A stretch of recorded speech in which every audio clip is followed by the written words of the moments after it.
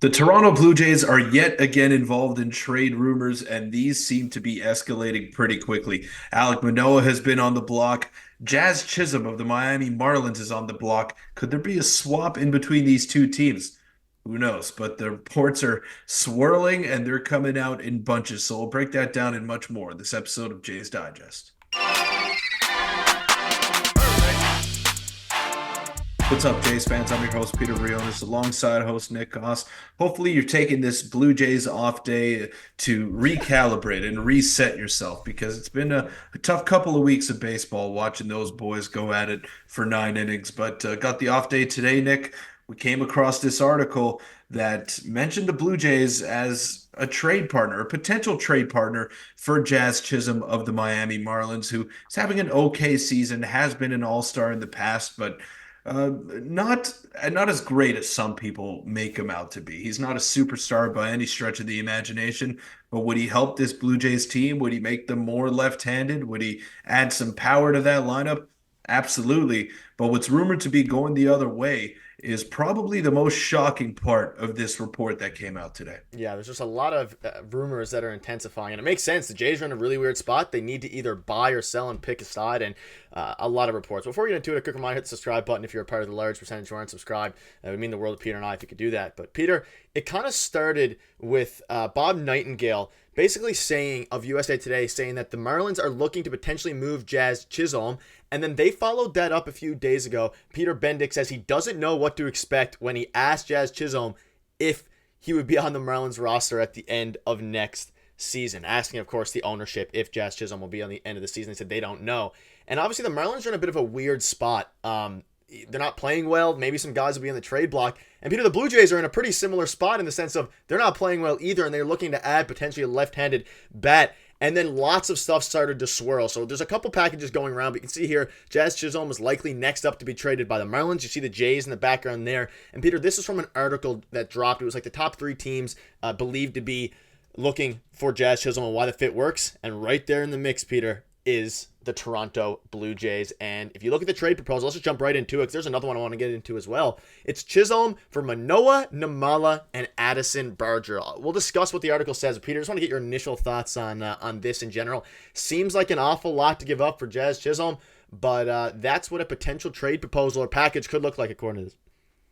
Yeah, that's a lot. Yeah. It's a lot to give up. And I know Manoah has been struggling and he's never going to get back to what he was in that 2022 season, or at least we don't think so. But Chisholm is not some superstar player either. Like we had this discussion before the video, Nick, and I don't think he's all that great. You like him? I said I think he's pretty garbage.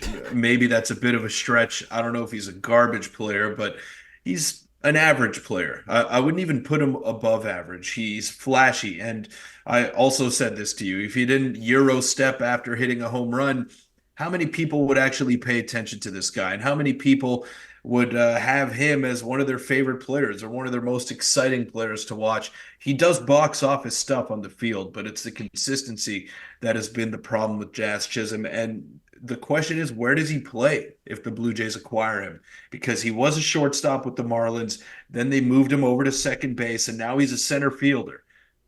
Jays have a couple of pretty good defensive outfielders last time I checked, and that's Kevin Kiermaier and Dalton Varsho, and George Springer is not too shabby in right field either. So I don't think he would be the everyday center fielder if the Blue Jays went out and acquired him. Would he be the second baseman? I think Take so. take at bats away from Davis Schneider, who has arguably been the Blue Jays' second best hitter this season, behind Danny Jansen. Like you got to pick your poison here if you're the Jays, and I just don't think Jazz Chisholm is a player that moves the needle as much as some out there like to think, and especially not for that package that is being rumored. I think Alek Manoah, the time is now to move on from him. I think he's proven that maybe he's run his course in Toronto here, and he's never going to get back to what he we thought he could be. So that's fine if he's going to be the centerpiece of your deal, whatever. But Arjun Namala on a team that doesn't have too many bright prospects, he was your first round pick last year. He's 18. He's your third ranked prospect. I wouldn't be so quick to get rid of him, especially in a year where there's a lot of uncertainty surrounding your ball club. And Addison Barger, we saw him have a cup of coffee in the majors. he swings violently, and I think he's going to have an opportunity to make the team maybe at the end of this season, maybe to start next year. So that's a pretty big package to unload for Jazz Chisholm, who I don't think is all that great. Yeah, so I have a couple of thoughts. I agree with you about the package for sure. I mean, I would not do this deal from the Toronto Blue Jays. Maybe if you get rid of one of those two prospects, I'd be a bit more inclined to do it. I agree with the Manoah thing, but we'll see him. He's starting this weekend again against the Twins. But you look at Jazz Chisholm's stats, and yeah, you're right. He's very flashy. He's a flashy player is the best way to put it. You can see his OPS there on the left. All-Star in 2022 has kind of fallen off a little bit since, and the peripherals are okay. Like, he's not going to make the Blue Jays a playoff team by himself. But that being said, I think the Jays need to do something. Is this the move? I don't know. But Peter, he is very young as well. He is only 26 years old. He's could fit at, I mean, I would assume they play him at second and play David Schneider in left and then just figure out Kevin Kiermaier depending on the matchup. Yeah. If they get him, I'm not saying that's the best way. He's a phenomenal base runner. He's a solid fielder. And I think you can make it work if they trade for him. But again, I don't think you take at-bats away from Schneider, but I'm fine taking at-bats away from everyone else at this point because no one has proven to hit. But I mean, you mentioned it. It is a crazy package. And when you look at another package that was this one was kind of just a rumor thrown around. This one you get Jake Burger and Jazz Chisholm for Berger, Springer, Pearson, and Kikuchi. I just want to show how crazy these packages can get at times. I mean, This one is, the reason I didn't show this one first, because this one's a bit wild and unrealistic. Like this one, I could see some sort of deal happening if they want to get them. Probably not both those prospects, but this one is a little bit ridiculous. But Peter, this goes to show the dire situation the Jays are in right now, that fans are just throwing out stuff. This one was fan-made.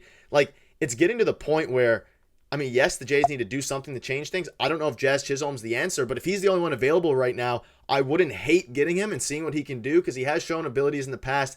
He's a good, base runner, can steal bases. He'd put some pressure at least on the opposing pitcher. But I don't know if I would not give up Namala, first of all. And I don't even know if I'd give up Berger for him. Look, it's a Blue Jays type of move in the fact that he has control. You're not going to lose him. It's not a rental. You're getting Jazz Chisholm for a couple of years. And I think that's the attractive part of this trade. But pull that second one up for me again, Nick. Let's look. This is fan made, you said? Yeah. Yeah, it shows. It shows. Because if the Marlins were to accept this trade, I think the Marlins GM would have to be tried for a federal crime. I mean, I'm sorry. That's crazy. I'm sorry. But what the hell is that? What is that? Jake Burger alone is probably worth those 4 players that the Blue Jays are giving up. And on top of that, you're adding Jazz Chisholm.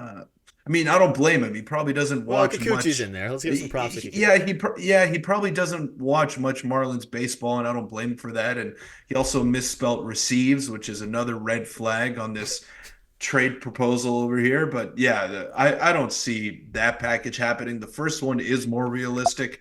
An MLB ready player and then a couple of prospects. So I don't even know if you could call Alek Manoah MLB ready anymore, but I think that's the guideline there. That's the blueprint to getting a trade like that done, especially for Jazz Chisholm, who has a couple more years of control. But I just don't think this is the right move. If you're going to try to improve this team and you're going to give up assets like you are giving up in that mock proposal, got to go out and try to get somebody better. And I know your pipeline is not exactly filled to the brim with prospects, but at the same time, if you're going for it, if you're trading Arjun Namala, you might as well go all in and try to address every single need that this team has.